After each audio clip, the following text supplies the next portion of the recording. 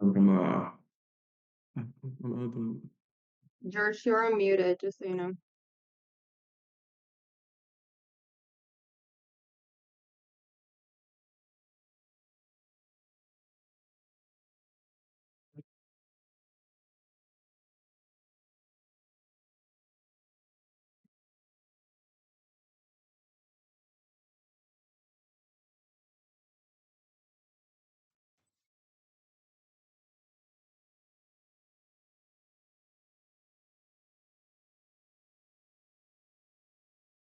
Right, everyone, it is 9 a.m. So please turn your cameras on.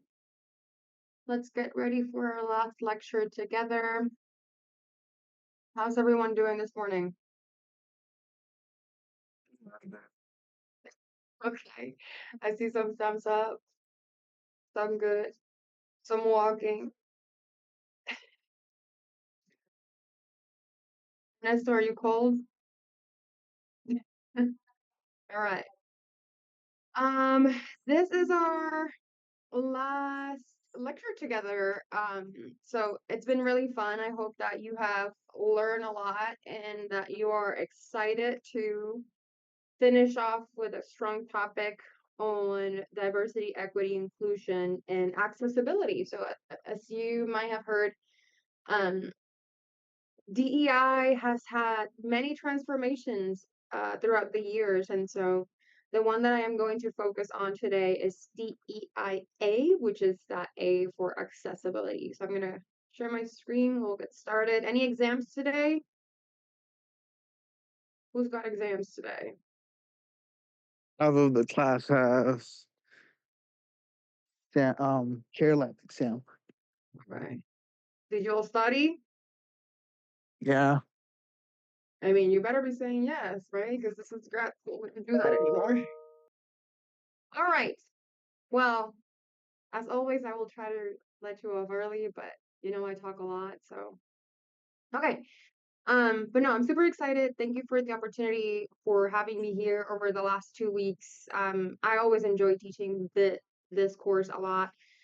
This goes very hand in hand with what I do, so definitely part of what I'm passionate about.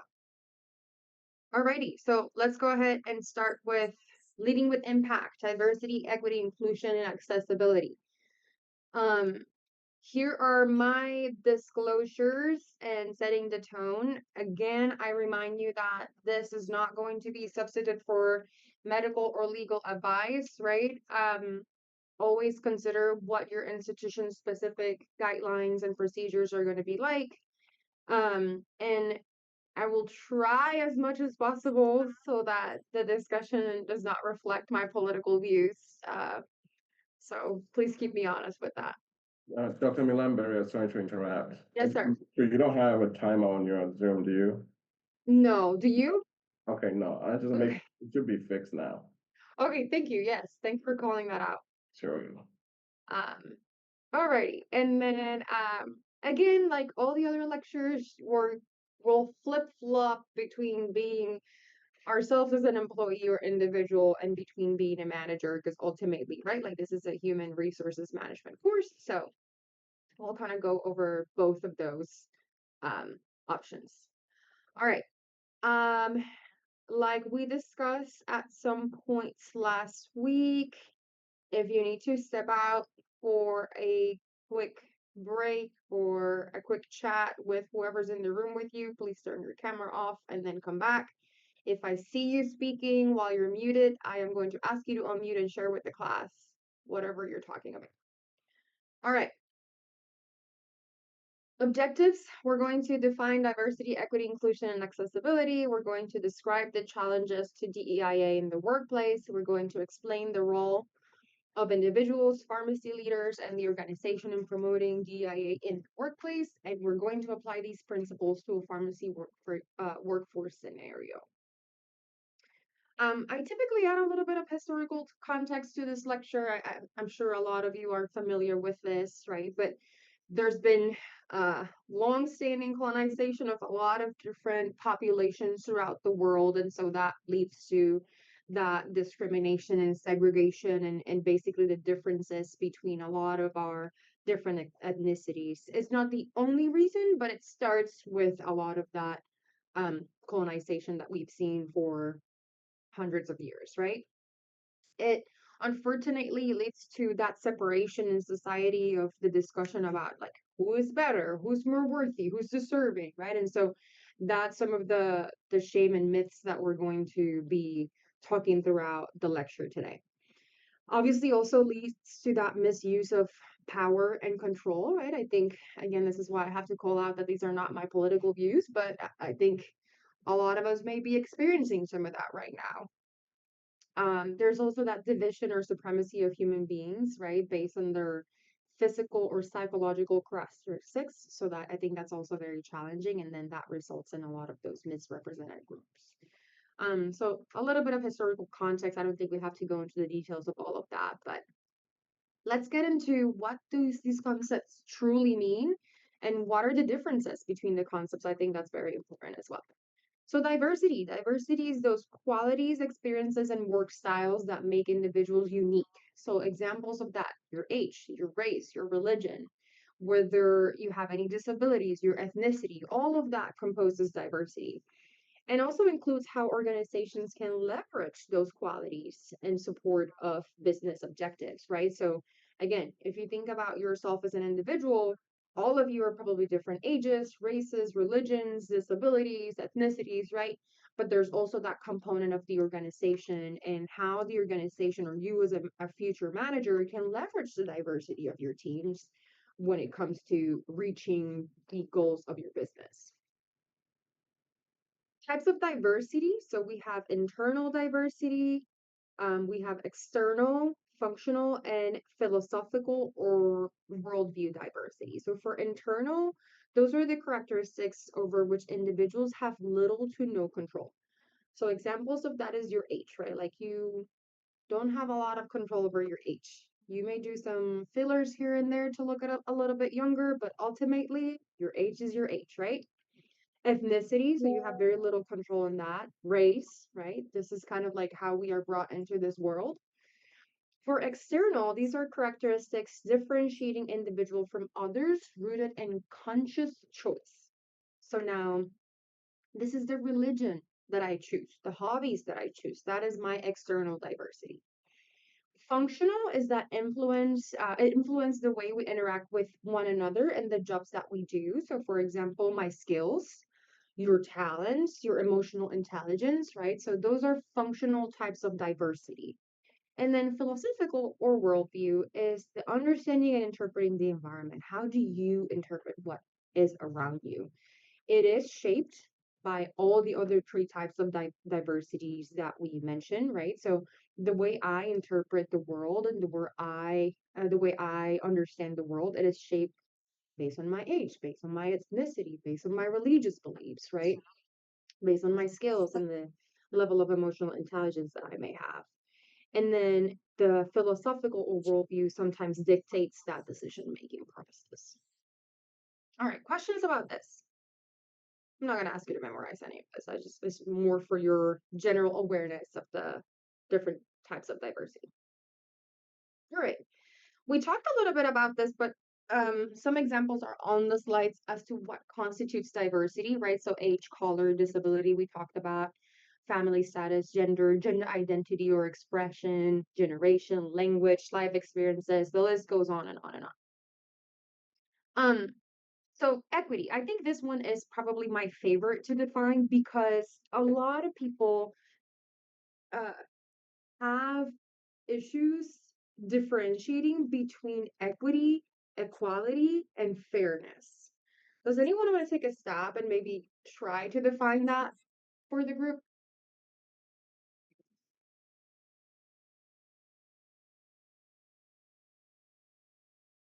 What's equity?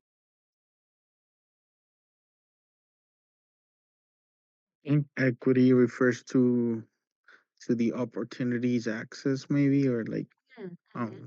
chance to reach them. Mm-hmm. While equality would be like everybody on the Mm-hmm. same level. Yeah.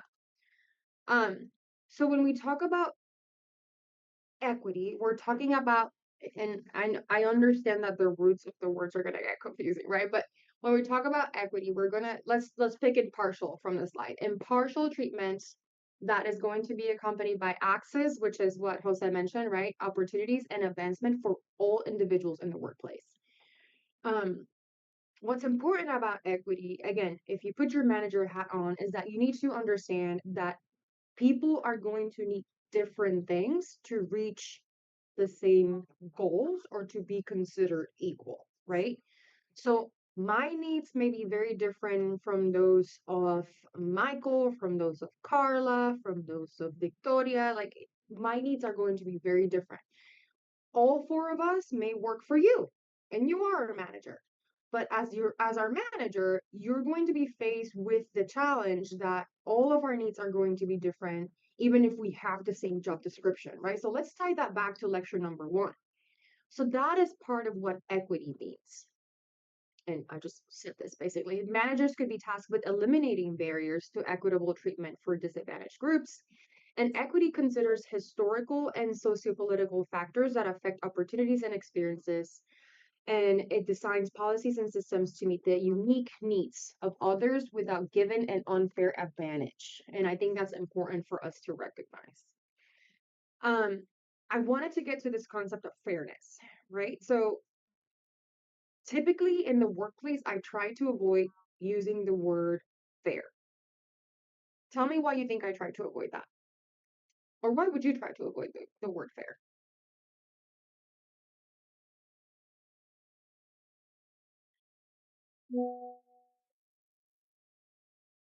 I guess I'll go. The Yeah. word fair, I would probably define it as like basically being equal with one another. Hmm. Either it be like opportunities or position. I don't know, something like that. Okay. Let's think through that, right? So if I'm having a conversation, let's say, for example, Michael, you come into my office and you say, whatever Christian is doing is not fair. He was able to get a promotion and I did not get the promotion. That's not fair. So why is it a challenge to word things as fairness and not as equitable? So I feel like fair Yes, is go ahead. more of like a I feel fair is like a subjective kind of thing. Yes. Mm-hmm. So I don't know, like when people say the world isn't fair, it's Mm-hmm. like the unfortunate reality that we have to live in. Like some of the I don't want to say opportunities because that can be equality, but like I don't know. But it is a subjective thought. Yeah, Jessica, you hit that's exactly right. Um, Okay. Kingsley, were you gonna say something? Yeah, I was just going to piggyback on that and say that Right. I think it's which lens are you using to look at the situation? Mm-hmm. In the case of fair, you are using your own lens Mm-hmm. and you have not subjected that to all the other variables. But when we Mm-hmm. talk about equity, we have standardized prisms that we use in reviewing that, and then based on those statistical evidence, you can then say, okay, this is equitable because it is always right in most cases. Why the narrow-minded vision, which is your own lens, is what determines whether what is fair. So what is fair to one may be unfair to another, Yeah. but that doesn't make it not equitable. Oof. Okay, now we're getting somewhere. Okay. That's right. Both Jessica and Kingsley expressed that very well, right? So what is fair to you may not be considered fair to somebody else, or vice versa, right? Like for me, let's say I feel like my working environment is fair, but somebody else in a similar position or above me or below me may feel different about that. So it's very subjective. You put a lot of your subjectivity into that statement. So Michael, if you come to me and you tell me that it's not fair that Christian got the promotion and you didn't, I'm going to look at why Christian got the promotion and you didn't, right? So it isn't a matter of fairness. It's a matter of like, the Christian have the correct qualifications for the promotion? The Christian have the correct behaviors in the workplace to get the promotion, right? So in terms of seniority, sometimes some promotions consider seniority as a extrapolation of experience, right? So there's always those type of things to consider, and it's not usually a matter of fairness. So in the workplace, I try to steer away from using that word a lot because of what Jessica and Kingsley described, right? So it is very subjective and it's a matter of perception. And so systems should be in place to help you be more equitable with your employees without having to trace that line of fairness. And so I think I want to say it was Jose who mentioned that equity and equality were not the same. And so this is my favorite picture of all time. So on the top banner is when you're going to have your equality. So not everybody is created equal, right? I think we just learned that from in terms of diversity. Alicia, I just saw your message. It never exactly is fair at work, for example, pay rate, right? So that's a good example too, right? Like sometimes we think it's not fair for somebody else to get paid more than us, but then why is that the case? Is kind of what we have to go after. And I was describing, right, like that first banner that you see on the slide is what equality means, right? Like everybody is treated equally. Boom. A workplace that tells you that, you should be a little bit worried, right? Because see how everybody on that first banner got the same bike. The first person cannot use that bike. The second person is too tall. The third person, comfortably cruising. The little guy at the end, he's too small for that bike, right? But then look at what equity brings into the picture, right? And that goes back to what I just said in the previous slide. As a manager, right, put that manager hat on, you may be tasked to create equity for your employees, and your employees' needs are going to be different. And I love how this image describes that, right? For somebody with a physical disability, you may have to do things differently. You may have to provide accommodations in the workplace. A taller desk, a shorter desk, a bigger desk, a smaller desk, right? For the tall guy, maybe they need a stand-in desk. For the person that is like average size, they may be comfortable with average size desks. And then for the little guy, something that's a little bit shorter, right? So I like how this describes equality and equity. Inclusion. This is also my favorite definition of inclusion. Diversity is being invited to the party. Inclusion is being asked to dance. So in an organization, right, because we're talking about the workplace for the most part, in an organization, you're most often you're going to find different levels of diversity. That checks one of our boxes, right? An organization can be diverse, but it may not be inclusive. So think about that again as yourself as an individual. When you go into interviews, when you go into a room like ours, expand your cameras and see everybody on the screen. This group is a diverse group. Is it an inclusive group? Right? Think about that. And same for the workplace. Same when you're looking for a job, when you're hiring someone, right? Same thing applies. So inclusion describes the extent to which each person in the organization feels welcome. So now we're going back to a little bit of that subjectivity, right? I may not feel welcome, but somebody else could feel welcome, right? Feels welcome, respected, supported, and valued as a team member. And like I just said, diversity does not necessarily equal that there is going to be inclusion. Inclusion is not going to be a consequence of diversity. We can be the most diverse group on earth and we cannot be inclusive, or we may not be inclusive, right? So inclusion is a reciprocal accountability, right? So as much as you want to be granted that inclusion, you want to accept it and you want to grant that inclusion to others as well, okay? And then our last letter of this alphabet soup is accessibility.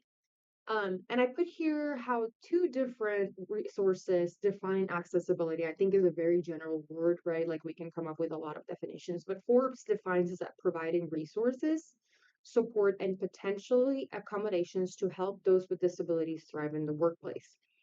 And then the American Civil Liberties Union defines that expand opportunities for individuals of all abilities by removing physical, technological, and systemic barriers that may prevent full participation in society through reasonable accommodations, inclusive work, and public spaces, and more.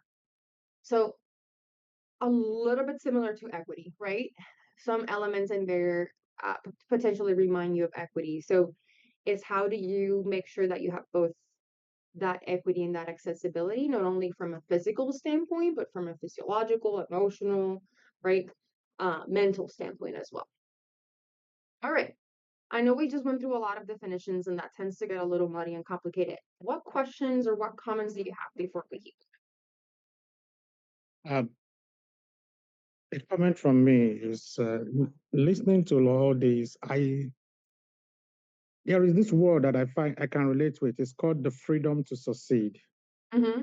Giving every employee the freedom to succeed, irrespective of what they bring, irrespective of their color, their height, their shape. Because sometimes when we say disabilities, we sometimes take it to physical. We tend to push it to one corner as if we are giving favors to people. Mm-hmm. But when I see it from the angle of the freedom to succeed, it says that irrespective of where you are, you have the opportunity to be the best you can be. All you have to do, the organization creates that environment for you Yeah. to be able to be the best you want to be, because whatever is required, even if it means stooping low and giving you some additional support, the organization is willing to. So I just like that phrase, the freedom to succeed, as opposed to too many rules and regulations that ties people in, that are limiting and people think that they are enabling. That's what I wanted to add. Yeah, Kingsley, I think that's a really thoughtful approach to the concepts that we're defining, right? It's like, are you as an individual being afforded that freedom to succeed, or are you as a manager affording your individuals the freedom to succeed? And I think it's important that you think about that. I want to say, I think I have some challenges coming up, but uh, not everything easier said than done, right? Most of the organizations that you are going to end up working for are organizations that employ thousands of people, right? Like whether you go to a hospital system or you go to community or you go to a fellowship, even a family-owned community pharmacy, right? Like the government, if you go work for the government, I don't advise you to do that right now, but if you do that, right, like it's thousands of employees, thousands of people needing different things from the organization. So this gets really complicated. And so today we're defining those concepts for two reasons. Number one, so that you can recognize them as an individual and as a future manager, but also that as an individual that you're able to advocate for yourself in the workplace, especially when these concepts are not being implemented. I wish I could promise you that it's going to be fine everywhere you go, right? But the reality of the world, like I said, is accommodating the workplace for thousands of people is very challenging, especially think about that historical context slide that we talked about. So hopefully I'm also equipping you to be able to have those crucial conversations, have those negotiations when the time comes, because it's a true challenge to be able to implement these concepts. And so let's go and talk about challenges and barriers a little bit. Challenges and barriers DIA. The first one is implicit or unconscious bias. And you probably all have heard about these concepts in the past, um, especially as it relates to medical evidence, right? Like there's usually at the end of a primary literature article, you see these are some of the things that could have biased our results, right? So I think this is a very common term when it comes to healthcare providers. But like, what does it mean to have a bias or an unconscious bias um, in terms of DEIA? Is when someone that does not know you makes assumptions about your character, intelligence, capabilities based on how you look, on how you speak, and how you behave. Um, the tricky part about this implicit or unconscious biases is that the person does not know or not realize that they are thinking or reacting this way. And so there's a couple of types of unconscious biases that I have there at the bottom of the slide. So affinity bias, you may feel a connection to those that are similar to you, whether it is that they come from the same place, they look like you, right? There's that perception bias. you may be stereotyping and making assumptions about different, so the opposite of that affinity, right? People that maybe come from different places, excuse me, or don't look like you, or don't speak the same language as you. There's also another type of bias that's called the halo effect. It's projecting positive qualities onto people without actually knowing them. So this typically has to do with affinity bias, right? Like if you can tell that someone has a similar background as you, for example, you may go into the halo effect. And then there's confirmation bias, which is looking to confirm your own opinions or pre-existing ideas of people. Microaggressions is also one of my favorite to teach because I think a lot of people come to this lecture not knowing what microaggressions are. And so these are verbal or nonverbal exchanges between individuals that send a demeaning message. Um, Similar to biases, they also come from someone that may not mean it that way or may not know that they're coming across that way. I just that is an expression, right, like of that implicit bias. So, can you think of microaggressions? Has anybody heard of this before or can think of an example of what microaggressions are? Can you unmute and tell me what that is? Or if you have experienced that, what have you experienced? I think so. I think microaggression occurs when you're being passive aggressive, Okay. and also like sometimes it happens to people you don't really know, and the assumptions are there, and like for example, you're not doing a very good job, but like in reality you are, and they're like just trying to project what they feel about themselves and not really about you. Something like Okay. Anybody else? Microaggressions. I I would have to say that I have experienced something that I would maybe categorize within this. Mm-hmm. There was a work site where I had a person that was constantly asking me, "Is everything okay?" Like Mm. constantly, Mm-hmm. to the point that it felt like what's going on? Like what are you trying to? It was a way for the person to actually express their stress, I guess.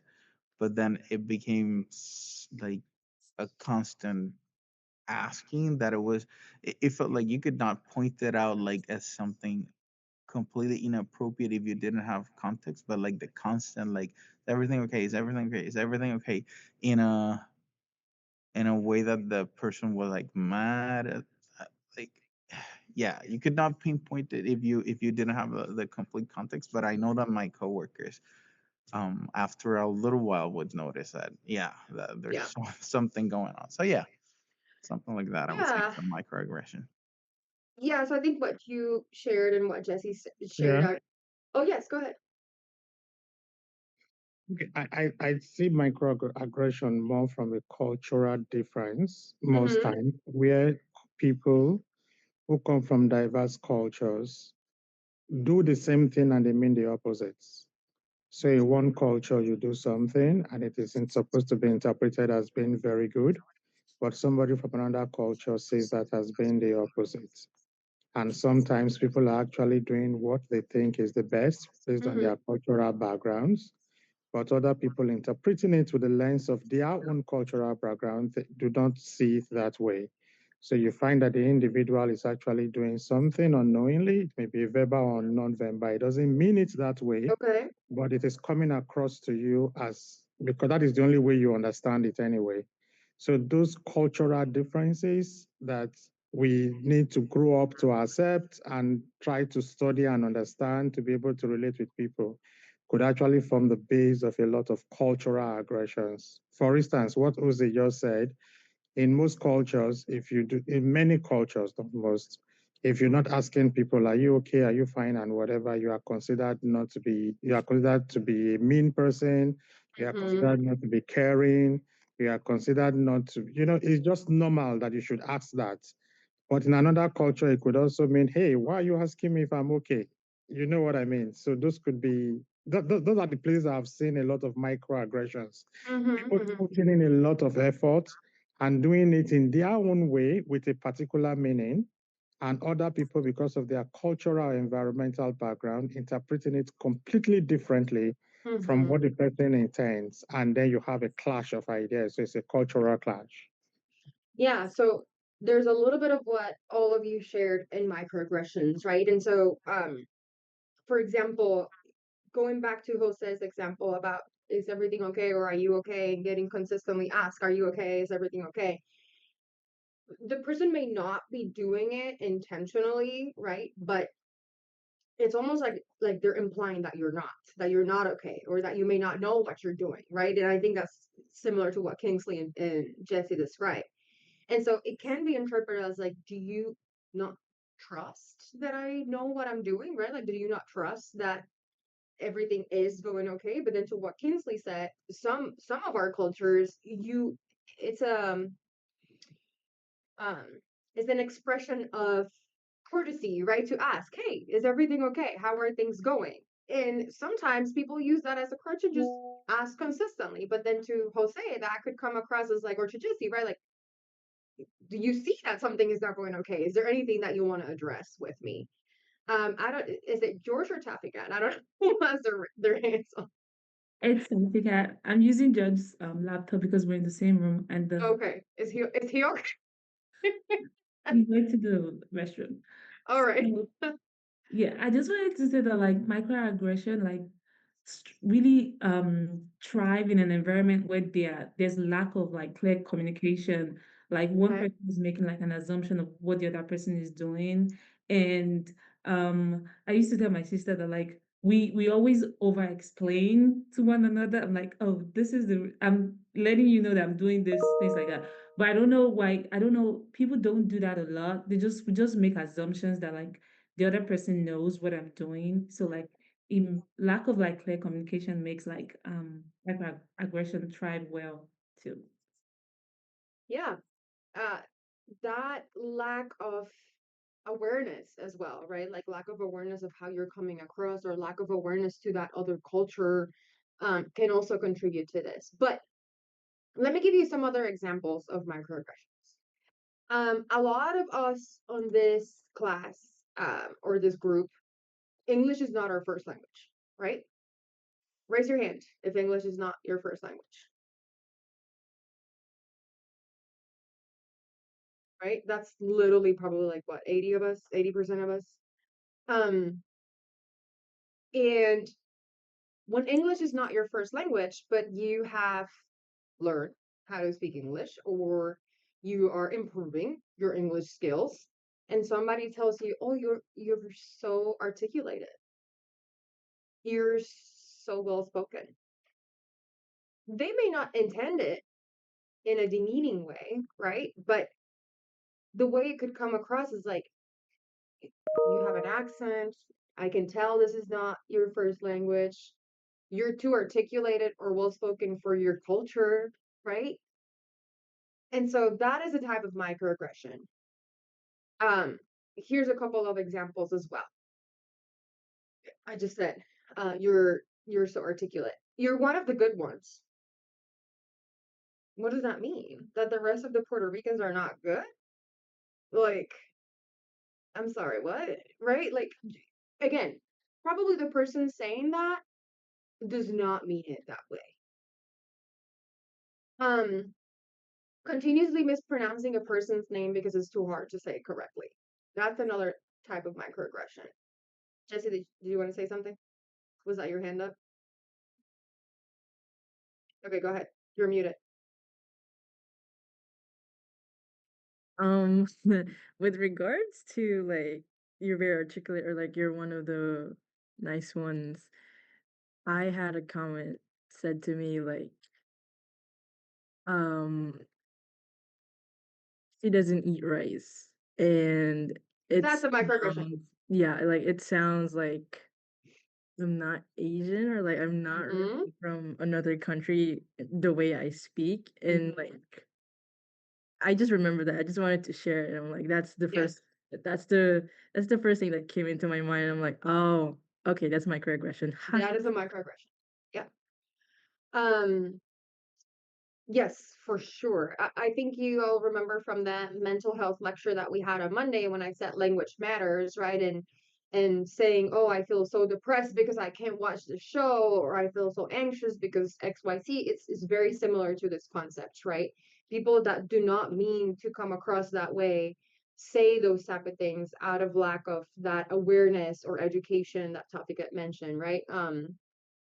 This is my favorite one. My favorite. Everybody's like, where are you from? I say Baltimore. People go like, okay, but where are you really? So like, what? I can't be from Baltimore, right? Just go ahead.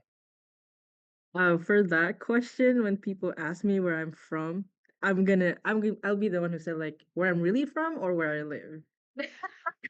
Yeah, so some of us, to your point, right? Like I've already started to say I'm originally from Puerto Rico, born and raised, but I live in Baltimore. Like I have a whole spiel that lasts 2 minutes, right? But like, why? Why can't I just be from wherever the heck I want to be, right? Some of you that may come from Jesse, to your point, right? Like Asian descent, but we're born in the United States. I'm from LA, right? Like that's where I grew up. So yeah, I've already also started to do what Jesse described, but that is my favorite one. Favorite microaggression. Okay, so everybody clear as to what microaggressions are. Watch yourself, right? Like do some verbal hygiene as well, and kind of check yourself and make sure you're not doing this to any of your peers either. Another challenge of DEIA in the workplace is affirmative actions. And so basically, affirmative actions is when any organization has a number or a checkbox that they want to hit. They want for 50% of their workforce to be diverse. 30% of our jobs need to go to African Americans. 70%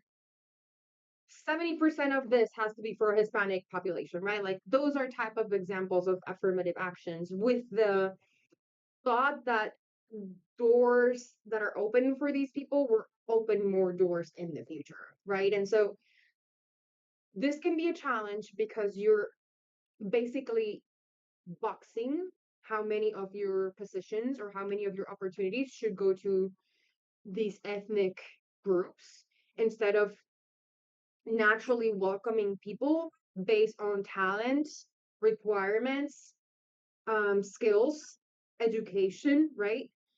And you're saying, well, I have to like check the box instead of being more mindful about DEIA in the workplace.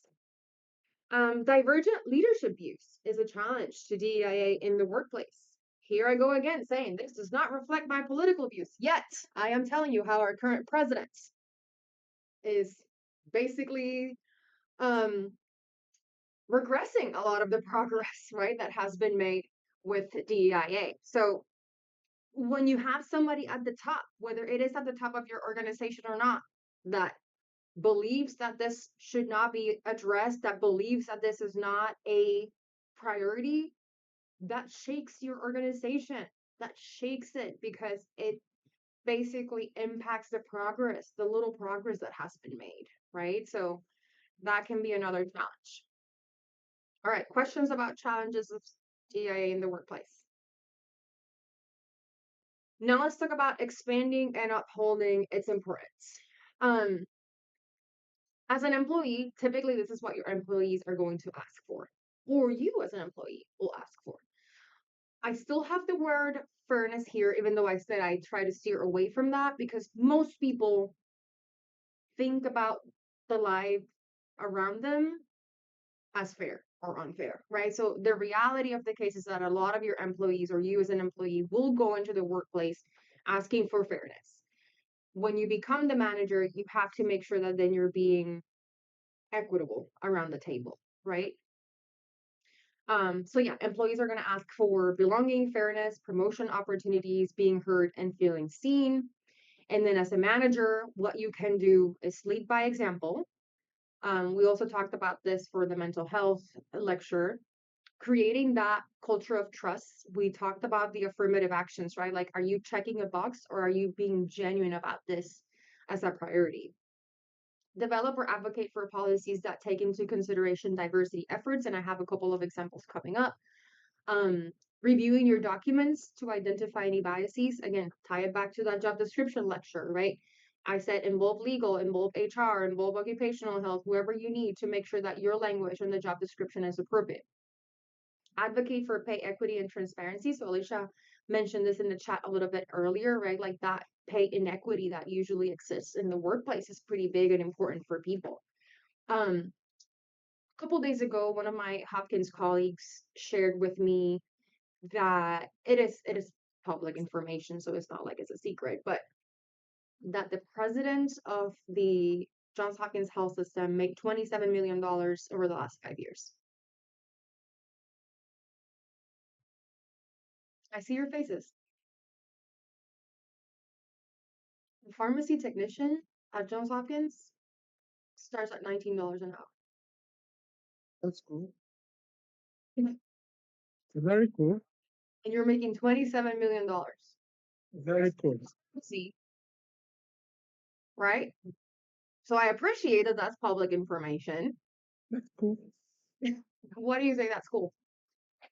Oh, I would only have a problem with that if there is no way that that technician can get to that position. If the There's no way. no, that's what I'm saying. I talked Yeah. about the freedom to succeed. Yeah. If everybody has the freedom, it's like in a class, everybody can get 100 in an exam. It's not like one person gets the 100 and the first to get 100, the next person now has to get a 99. No. But if everybody has the freedom to succeed and a technician can work his way up there and get to that number one position and earn that money, then that's cool. But if a technician can only be this far and there is no way for a technician to work himself up there, then the organization has a problem. Yeah. Yeah. That's well said. Ensuring appropriate training is in place for staff and managers, right? Like, making sure that we're having those difficult conversations with people, bringing up these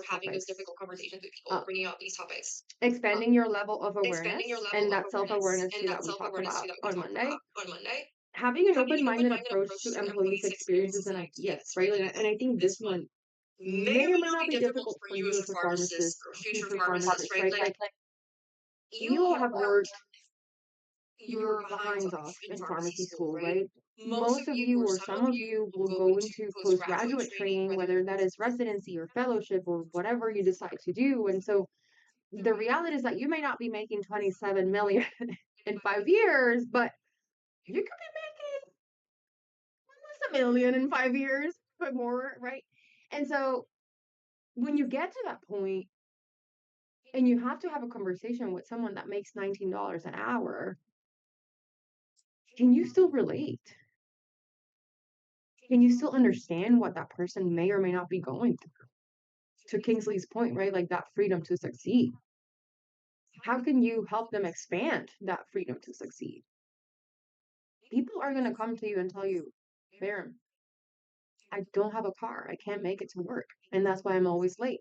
And as a manager, you have to decide whether you fire them or not. Right? Like these are very real scenarios. So don't lose track of that. What in the scope of a job, recruitment, promotion, and leadership candidates, again, is this a genuine priority versus checking a box? Okay, checking your own biases. I really like this one. This is an implicit assumptions test. Has anybody done this test before? Okay, I don't see anybody saying that they have. I think we have done it for one of the class. Okay, then I'm not new to this. I'm pretty sure that we did it for the diversity class in first year. Okay. So you probably have seen this before.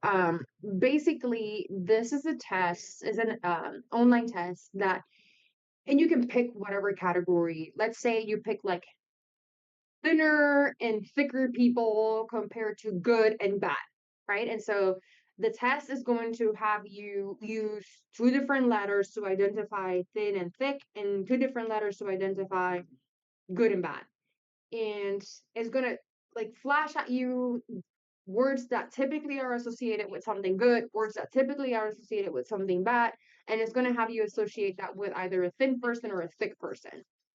And so at the end of the test is going to give you the results, and most people end up associating bad things with a thicker person. And so even if you say no, I do not discriminate against like bigger people or bigger sized people, you may have some sort of implicit bias that you favor thinner people. So like that's some of the type of tests that this has. So I encourage you to go and try that because I think it's important to again check yourself and know where you are. Jose, were you gonna say something? Pronouns and identity.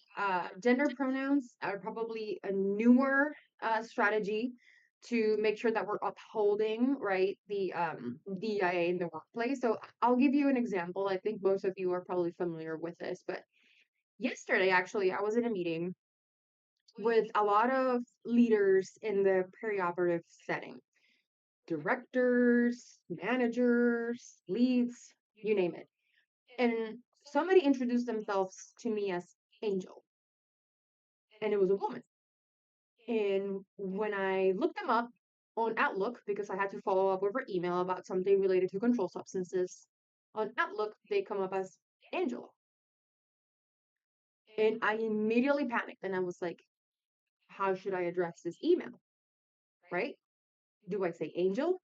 Do I say Angela? Because that is how they come up in Outlook.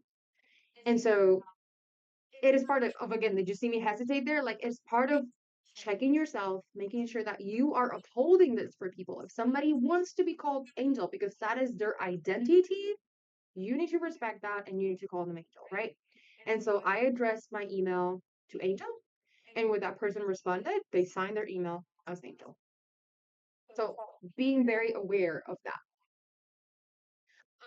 Some of the best practices around pronouns and identity, consider including them on your email signature. I think I saw some of you at some point have them here on Zoom. That's also helpful. Like if you want to put them on Zoom as well, because that way if somebody calls out on you in a meeting, they know what pronouns to use. Incorporating neutral language in greetings. If you make a mistake, it's okay. Just correct yourself. Acknowledge that. If somebody corrects you, right, like acknowledge and thank them for correcting. Using they or their whenever possible instead of his or her, right? Like because it's more inclusive in nature.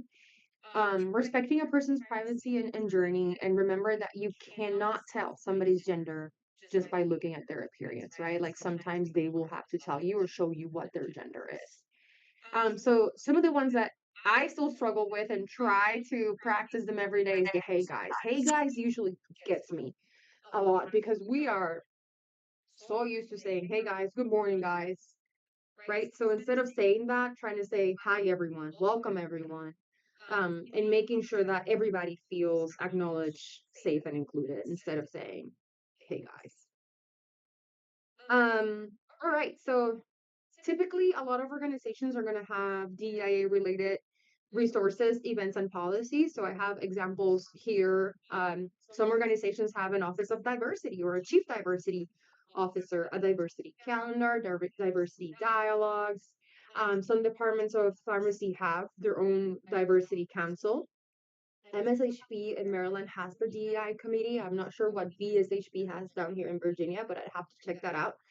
Does anybody know what NDMU is doing in terms of diversity? Have you seen anything? And if you have, what have you seen?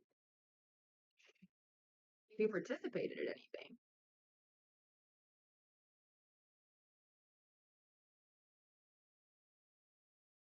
I don't know if you're not telling me because you're just so busy that you don't know, or because they're truly not doing anything and I'll be concerned. In pharmacy, is there anything we're doing in pharmacy? We have the culture show. But I was gonna say, That's still standing. Nice. Okay. They suspended it last year because it was taking too much time of students. Yeah, without a directly academic focus. So we're no longer doing that. Wait, but like, are we doing it or not? No, not since last year. That was the last time. Hmm. There's a faculty level it's a faculty governance DEIB committee that also transcends to the student body. Typically, it would be through student life. I would say, Okay. like some of the things that they do, they coordinate with student life to ensure that the students' interests are also addressed that way. So the students may not necessarily know that Yeah. the case of it, but it's there. It's actually a university-wide committee. Yeah, so that's good to know.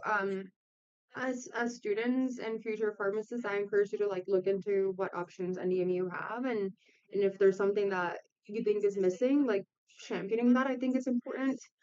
Um, because like I said, it's a lot of complicated concepts and sometimes easier said than done, and the implementation can be challenging. I think if we start when we are in school, it's kind of more ingrained in us until so that we get to the workforce already with um some of those efforts. Okay. Another example, and this was from Hopkins. I still don't know if UVA has something similar, is employees could choose their preferred names on their badges. And I think that was very important. That was really cool when it came out. Um, People would be able to change their names on their badge, which before it was kind of like more of like a legal name, right? I really appreciate it when Hopkins came out with this. Um, there is such thing as a EEOC. So that is the U.S. Employment Equal Opportunity Commission, and so basically they will be in charge of any discrimination or employment discrimination cases across the United States of America, and so typically you'll hear like the Office of EEOC has identified XYZ case and so on and so forth, and so they will be essentially in charge of enforcing those laws that are related to discrimination. Um, let's see if there's anything else on this slide. Okay. So a couple of the things that we look at for employment discrimination in the EEOC is unfair treatment. Again, we talked about that subjectivity that exists in the word fair, but at the end of the day, right, it's going to be very difficult for you to tell someone, no, that was actually fair, right? If a person is in the workplace and they feel that there is a situation that is unfair, that is what they're going to escalate. And maybe I should have spent a little bit more time on perception because I think that's important. Um, Oftentimes, when we have to have some of these discussions, it is really based on perception, right?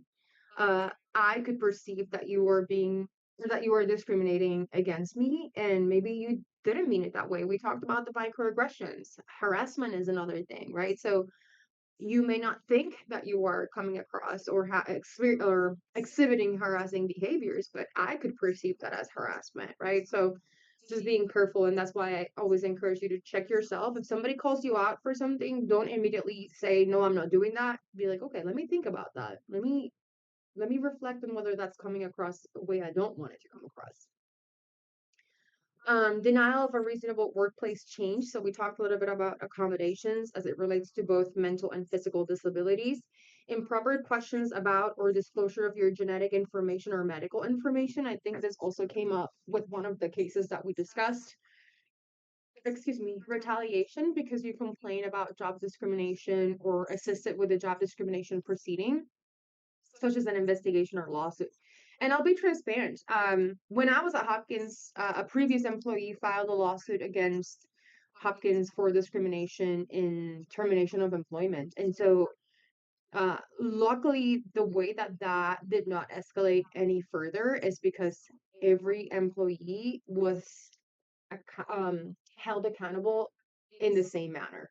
And so, again, tying this back to previous lectures, we talked about terminations, we talked about dismissals, right? I told you documentation is really important, following your procedures in place is really important. So, these are very real scenarios that come up in the workplace, again, both for you as an individual and as a manager. All right, it's not always a straightforward path. There's obviously challenges to sustaining pharmacy operations when we talk about accommodations in the workplace, right? Again, here's that word, perception. You have to also manage your employees' perceptions. There is usually lack of support or institutional awareness. There's lack of promotional opportunities for minorities.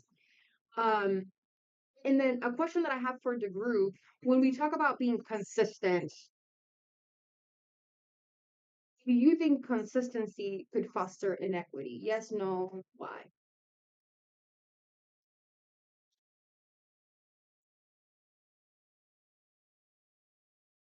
If I say we have to be consistent with every employee, Then you're not accommodating, right? No, Ernesto. somebody else was talking. I think that maybe if you're it's kind of for me difficult because we have to follow some SOPs or some standard procedures, and but at the same time every person is different, so we have to like personalize our relationships and how we address people to people. Kingsley, what were you going to share? Yeah, I was going to say it's a question of consistent about what. Because if we already have a culture of an organization that is biased or an organization that is not equitable, we want to be consistent in being inequitable. So consistency for me is a is a word that keeps us in prison. But if we say we have to be consistent in doing the right thing, then that probably becomes liberating, in which case we are open to change, and then we are ready to challenge the status quo at any point in time to see whether it is the best that we can offer based on the vagaries or the realities that life throws at us. But I think the problem most times with being consistent is that we keep doing the wrong thing, and then we just say that is the way we have been over time, and then nobody's ready to challenge it and move forward. And then those evils within the organization continue being perpetuated. Yeah, and I appreciate that perspective as well. I think what I was referring to here, and again, thanks for bringing that perspective to Kingsley, but what I was referring to here is, and I think Ernesto, you mentioned this, we have policies and procedures in place, right? And like typically, as I described earlier, when you go into these large organizations, regardless of the setting, everyone's held to that standard, right? And so when we think about our core values and the code of conduct that we talked about, I think it was last week, I would say that you do want to be consistent in that fashion, right? Like you want to make sure that the people that you are hiring and onboarding are able to uphold those code of conduct, the code of conduct and the core values. At the same time, there may be policies in place that may foster some inequity, right? And that's why I say you have to be careful with the language that's in your job descriptions, careful with the language that's in your policies. I think Jose mentioned like you may not, a policy may be preventing you from accommodating certain individuals in the workplace. So it's just looking at everything as a whole and understanding where consistency is fostering that inequity and where consistency is something that you have to uphold as a manager, right? I would say behavior should be something that you want consistency out of, but workplace setting, um, hours, right? Like working hours, working setting, in terms of like whether you're remote or not, right? I think some of those things you'd have to take a look at because not only your workforce is becoming more diverse, it's also becoming more demanding in terms of there is truly such thing as a pre-pandemic and post-pandemic world, right? Like people lost so much during that time. And I think people's priorities have shifted. And so as a manager, you also have to be aware of where those priorities lie. All right. Are we wondering about um gauging whether an employee is a good fit during an interview? Why could this be considered discrimination? People talk about fit in pharmacy all the time. Oh yeah, they're a great fit for our institution. They're a great fit for that. They're a great fit for this. I'm a good fit for you. So why could that be considered or contributing to discrimination?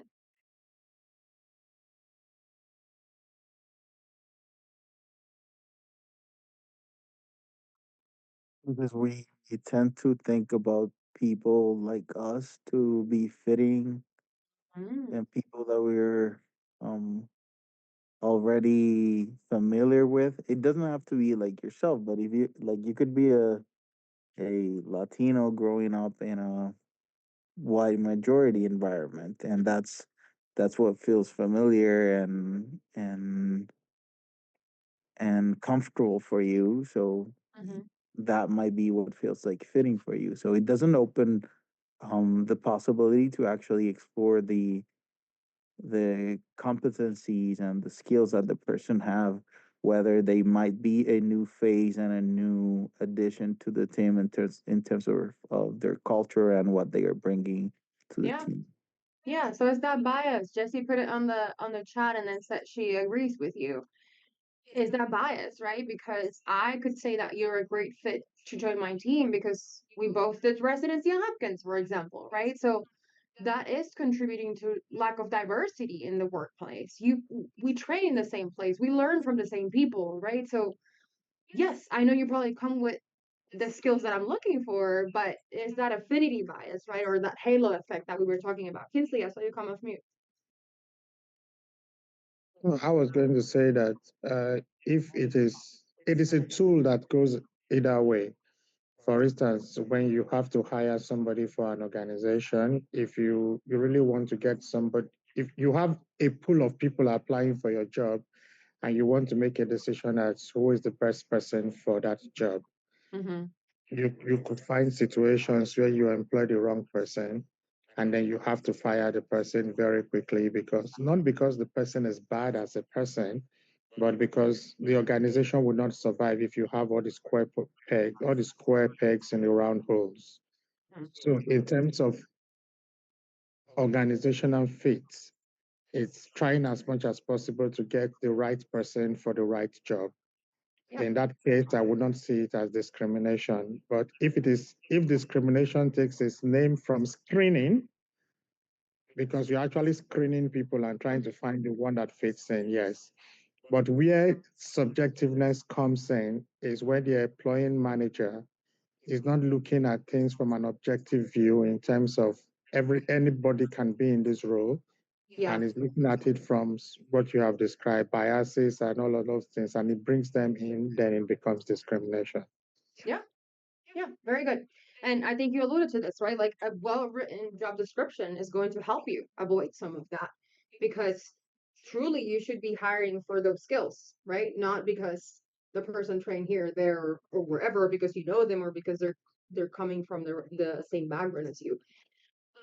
Interview questions about personal preferences, as tempting as they are, they should be avoided, right? Um, questions that on interviews you're going to get asked a lot. What do you do for fun? Right? Like that's a way for people to kind of break the ice. It is a slippery slope, but we can talk about that some other day. All right. Um, advantages of DEIA in the workplace. Is there any progress getting made? Again, these are statistics that are probably now like 2, 3 years old because it's from when I started to teach these lectures. But um, there is definitely a financial benefit to it, it is a retention strategy. It does help teams become more creative, right?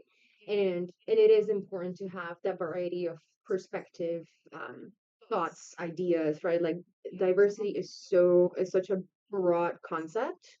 So yes, definitely something that um, we want to encourage in the workplace.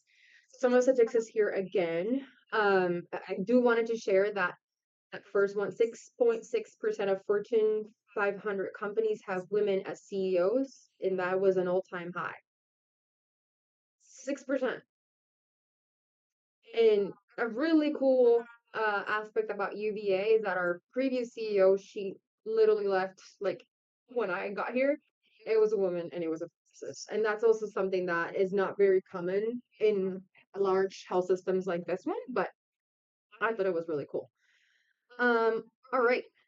Connecting with previous lectures. So we talked about job descriptions a lot today again, right? So involving the right stakeholders for reviewing the appropriate wording and language, looking at your working conditions and the relation to physical or mental disabilities, right?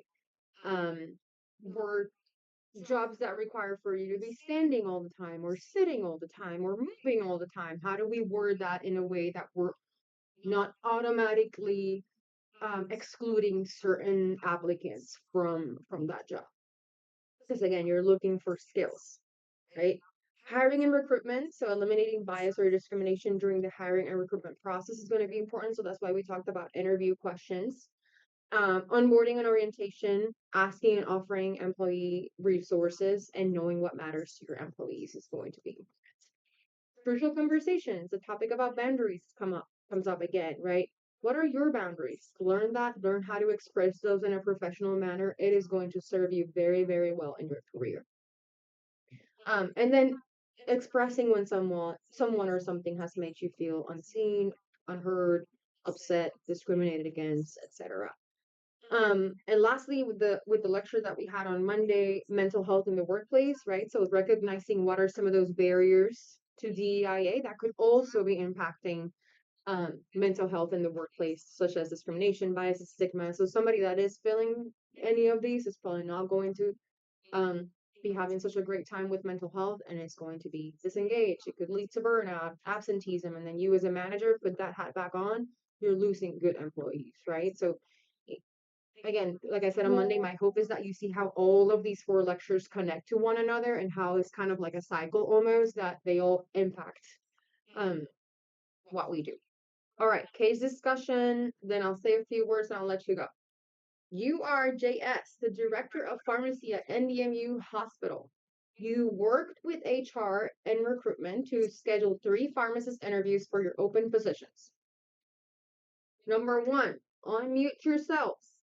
Come up with unbiased interview questions to evaluate the candidate's ability to work in the following working conditions. Works in a busy pharmacy environment, occasionally exposed to noise, multiple distractions, or hazards. Must be able to remain in a stationary position 70% of their time. Who wants to take a stab at it?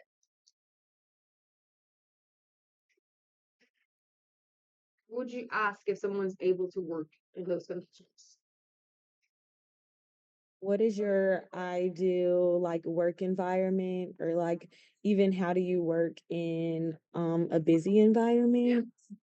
Mm-hmm. Yeah. Anybody else? I would ask a different question. I would ask you, what do you think what do you think you can be productive in an environment where there's a lot of noise, where there's a lot of distractions and the rest of them? And what would you do if you were to work in that kind of environment? Mm-hmm.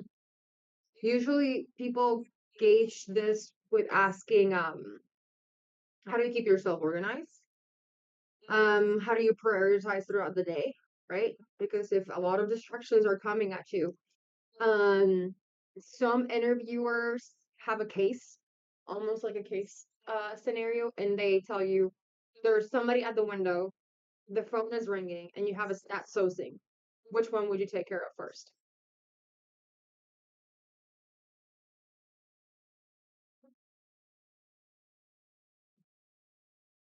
See some thinking faces. The person waiting? Hmm. Did you all go through your ID module yet? Yeah. Go back. If you have a stat sourcing because somebody is like septic or something, isn't negative coverage, gram negative coverage, like one of the, I guess, like predictors of mortality or something? You probably want to take care of that sourcing real quick, right? And then make sure that if there's another peer next to you, hey, could you grab that window? If a technician is available, hey, could you help me with the phone, right? All right. Number 2, the most qualified of the candidates discloses to you that they are planning to undergo gender affirming surgery in 2 months. This surgery will interfere with the onboarding and training process, and you are desperate for staff. As a manager, you A, offer the position and give them the time off to undergo surgery. B, postpone their start date until after surgery recovery. C, do not hire. D, other, and explain.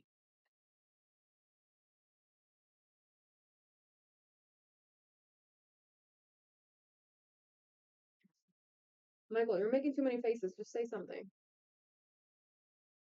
I'm thinking like, would I do A or would I do B or even D? Me personally, I think I would do B. Like I'll just postpone their start date until then. But you did mention the question that we are desperate for staff. It's the So same is it thing, right? yeah, so is it possible if I can also hire another pharmacist? So Michael, like I Michael, no? did you hear me say anything today? I will go with other. Okay, what's the other one? Yeah, see, I think in this point, the organization is what we are looking at, not what I think. There are many people that can always fit into a role. Yes, it's the best fit, but there's always the second best fit. Right now, the organization needs to be alive for the guy to Mhm. probably get the job in the future. So my priority as a manager would be keeping the organization going. And the fact that he's not available at the time we need him means that he's not the right fit for me at that point in time. So I will go with the second best, get the organization going. And then when he's done with the surgery and the rest of them, and then there's another opportunity and it's the right fit for that, I could give it a consideration. What if they come and sue the organization because they weren't given the opportunity when they were the most qualified employee? The organization is employing in the month of October. You are not available in the month of October. Then we should discuss that when you are available in the month of December. We'll discuss if the organization has an opening. Okay. Yeah, I mean, there's a lot of options, but almost every single one of these options have consequences, right? Yeah. Missing from here, and this is also not the perfect scenario, is have you talked to that employee? What would they like to do, right? Hey, I wanna extend this off. Tell me more about your timeline. Tell me more about that surgery. What would be beneficial starting before or after the surgery? Do you think that this is the best time for us to engage in business, right, Kinsley? Like, what other opportunities are you looking for? How else could I help you grow in your career? Yeah. All right. Kinsley, were you gonna say something? No, I think you just said it all. It's really not like a one answer to the question, but I think, like I said earlier, we need to keep the organization alive, and the organization cannot wait.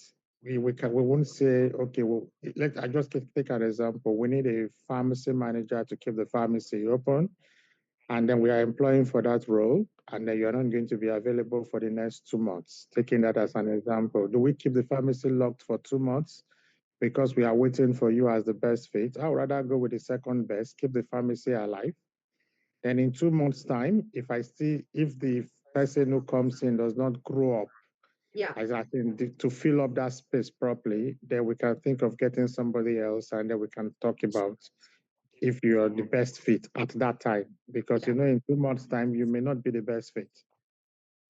Yeah, and I think the key here is that that person disclosed this to you, right? And I think that's what you're bound to address, how you're going to move forward with them in an open-ended fashion. So I like a little bit of all of this that you see here, plus what Kingsley's mentioning, right? So are there any opportunities that you have coming up that they could be a good fit for? And then kind of negotiating again, whether that is going to be a later start date or we start, pause, and keep going. We still don't know as well, kind of like what the recovery process is going to look like for that person. And if there's going to be any accommodations in the workplace that they may need after they return. All right. That brings us to the end of the lecture. Any questions that you may have either from today's lecture or any of the other three that we shared together?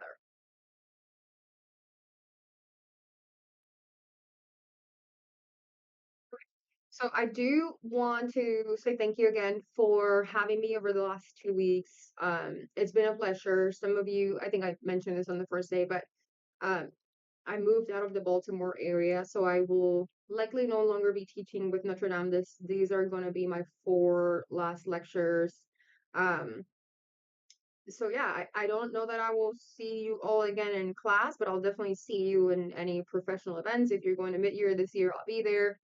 Um, you have my contact information if there's anything that you'd like to talk about. I do want to say, I would not leave this lecture in good Marian fashion if I don't address a concern that I have, and is your Zoom camera etiquette is it's pretty poor. So I would be cautious with that.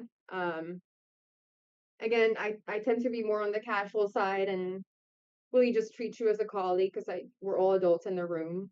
But I I I want you to be cautious of that moving forward because I could be a potential employer for some of you, or somebody else could be a potential employer for some of you. Um, I appreciate everybody who participated and was engaged, but I saw a lot of things that were not what I wanted to see and what I was not expecting from a P3 class. So food for thought. Um, I just think a lot of you are very distracted, and that's okay. I know you have a lot going on and you have exams and whatnot, but it's a little disappointing. So, okay. Any other questions? Dr. Mangwabi, anything you have for the team? No, I just want to thank you for taking your time. I know you're also very busy in your new role, especially. So we really, really appreciate it.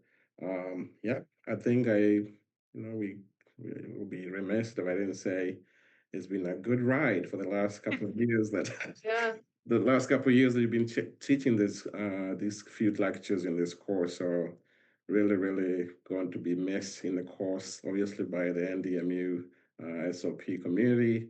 Wish you all the very best in your new gig. And yeah, really, I think the students had fun. I can speak for them. I think they had fun. I hope. Yes. Yeah, no, it's been a pleasure. I love teaching. I would do academia full time if I could, but um we're still paying some pretty high student loans. Yeah, That's all I'm gonna say. But it's a very rewarding job, and one day I have faith that I'll go back to it. So thank you. yeah. Thank you. So if you want to stay on for a little bit more longer, Dr. Milan Maria, so we can Yeah. just finish up. Yeah, for sure, for sure. All right, guys. I will see you guys soon.